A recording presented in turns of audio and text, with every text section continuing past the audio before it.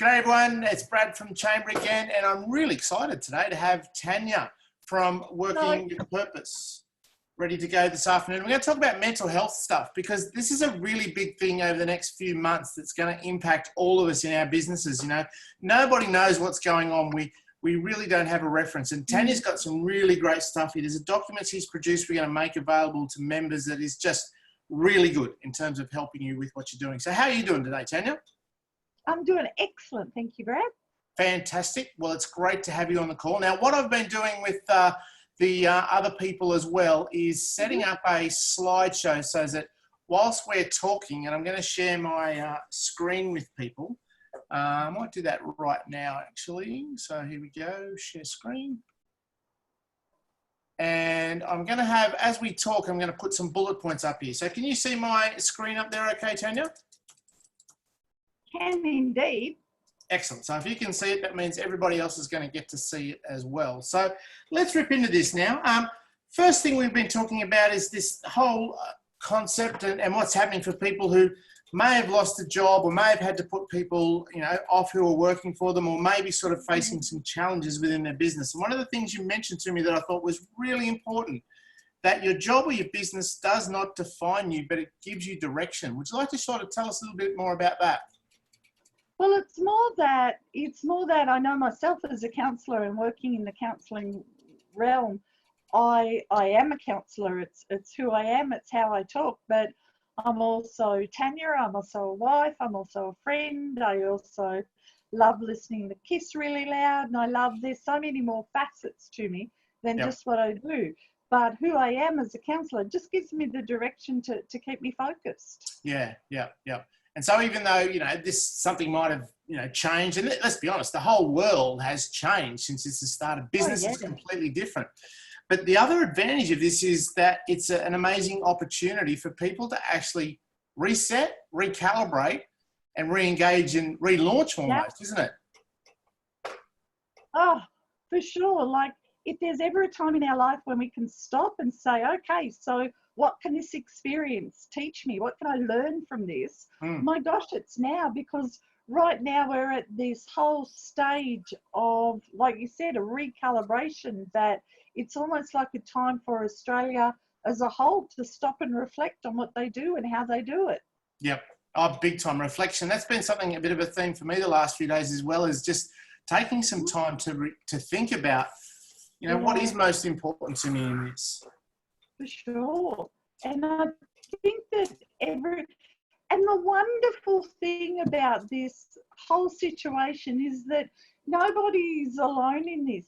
Everybody is dealing with what everybody else is dealing with at the same time. So it's almost like we've got a whole community of people all dealing with the same thing together. Yeah. And that's, I mean, as human beings in Australia, we look at Anzacs, the history of that. This is a time when we do really come together because we are quite social people. So, you know, whilst we have to be in isolation, we can do things like Zoom meetings and that to stay reconnected with people. So that's a really important thing as well to consider. Now, you mentioned you had some questions that people can be asking themselves, because what people, in my experience, tend to do at times like this is ask really shitty questions of themselves. Why is this happening to me? Why is this terrible? Blah, blah, blah. So maybe if you can give us some examples of what other types of questions people could be asking. I think the most important thing to know is that if you ask the brain a question, it's going to find the answer. If you ask shitty questions like, why me? It's going to give you why me. It's going to tell you because you're ugly, because your hair's weird, because you're in the wrong place at the wrong time. But if you ask great questions like, what can I learn from this? Or what is this experiencing teaching me about myself? Yeah. Your brain goes, wow, okay, I'm going to answer that question and let's really think about it. Yeah, exactly. And this is the thing, like, we get to dream big now, don't we? We can sort of envisage a new future for ourselves, or maybe something that we've been holding back on. We can now start to go, well, maybe that's possible. And I saw a great meme the other day that said, maybe after this, some of the things that we thought were normal may no longer be normal. And I thought, what a great way, because I know already in our house, we've already been reconnecting, playing board games, playing records, and just reconnecting as a family because nobody can go out. Yep. So Saturday night at home was really odd. Yeah. That's so true. I mean, we have sort of gotten to a point now where all of those old things we used to do, we don't do anymore. Yeah. It's a really good opportunity to reconnect with your family as well. For sure. And we've taken this opportunity every night at dinner. Before we eat dinner, we just stop and we just do 3 things that we were grateful for today. Yeah. And there's some really good opportunity, really good examples out there. And if you go Googling, like I think Bill Gates had something up there recently about the best things that are coming out of this. And again, that brain, if you're telling it where to focus instead of where you maybe once focused that wasn't helpful, there are really, really good things that are coming out of this, even at this point. It's just a matter of looking up instead of looking down. Oh, and looking around, because for so long we've had our phone in our head or we've had our computer in our head, and this has almost made us stop and look around. And we haven't looked around for a long time, have we, Brad? Because we're just so focused on what we believe this goal is, but now the rules have changed. Oh, yeah, completely changed.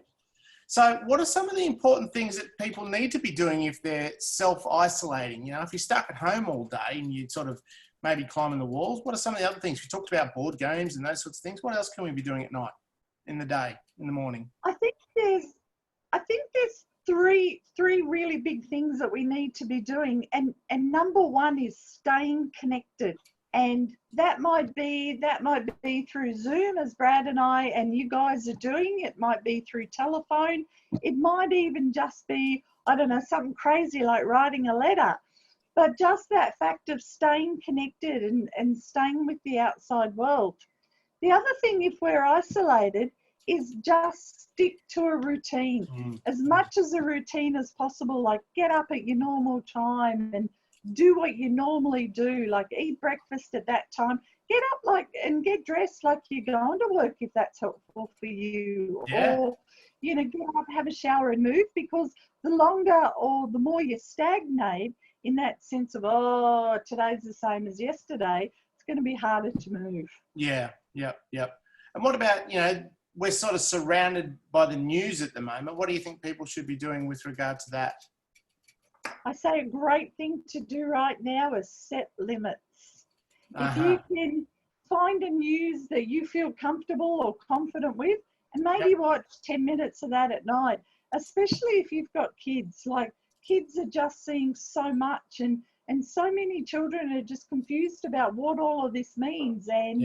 And there's so much fear mongering about, you know, what and how and why. So I'm going to say set a limit, and I don't want to be too radical here, but maybe even turn off social media for an hour or two. See what that feels like during your day. I know. That, some people might have a conniption at that, but yeah, I think it's a really good opportunity to move away from it. So I mean, people you can be talking to people and they're on their phone and they're scrolling through their Facebook feeds and the rest of it, and it's kind of like, well, so Facebook's more important than the person you're having a conversation with now. I think sometimes we need to get back to some basics. Exactly. And again, like you said, this is a chance to recalibrate and reconnect, you know, and we're all the buzzwords about resilience and how are we going to get through and what are we going to do.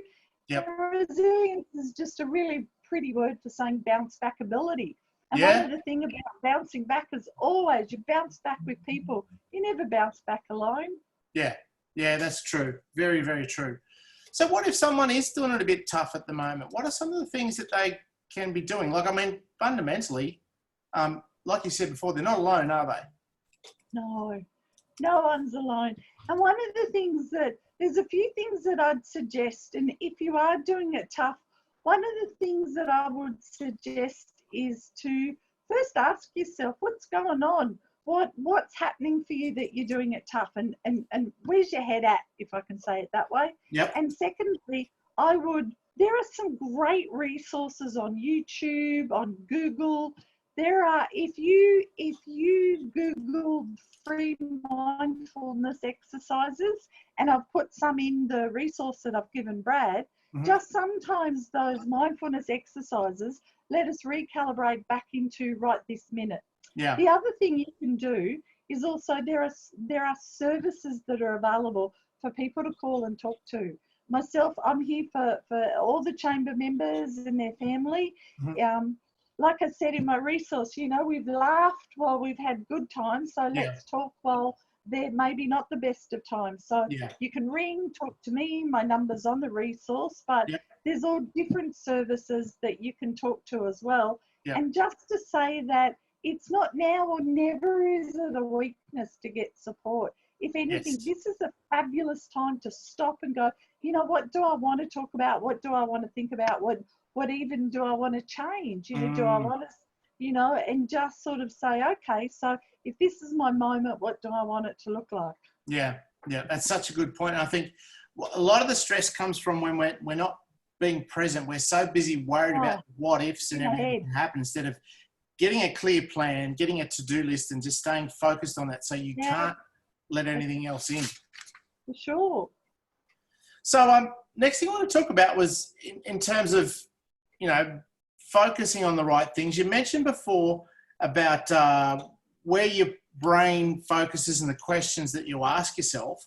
You know, what are some of the other simple things you can do? Talk to people, you can, you know, go for a walk. What are some of the other things that we can be doing?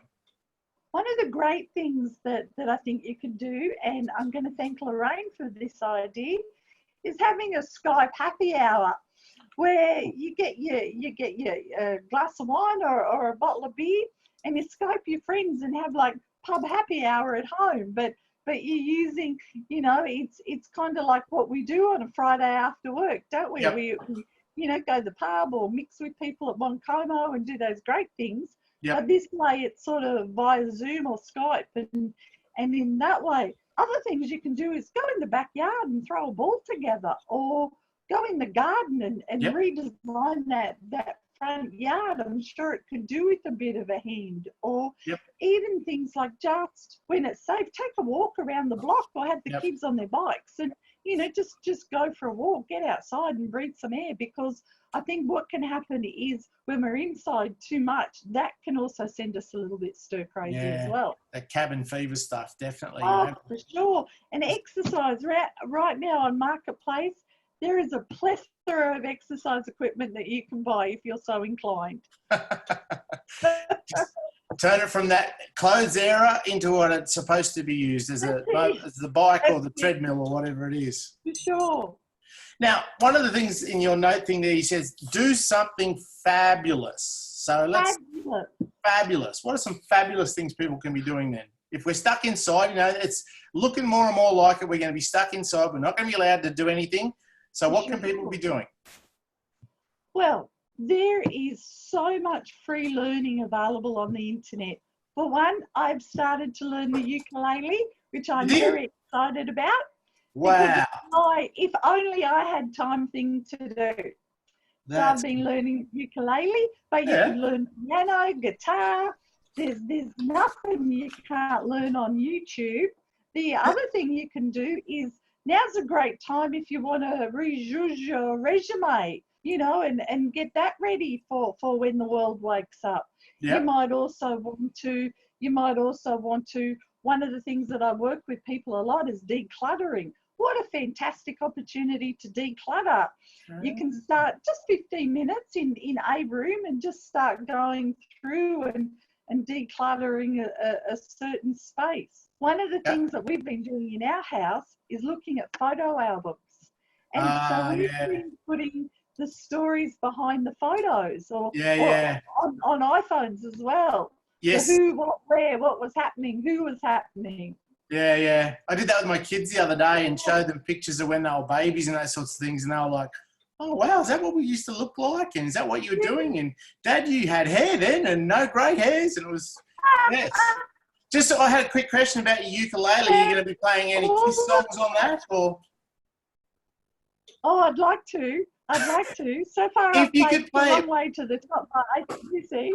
Oh, on a ukulele. I tell you what, if you learn that, we have to do that at Chamber one night. Oh, of course. It'd be fabulous.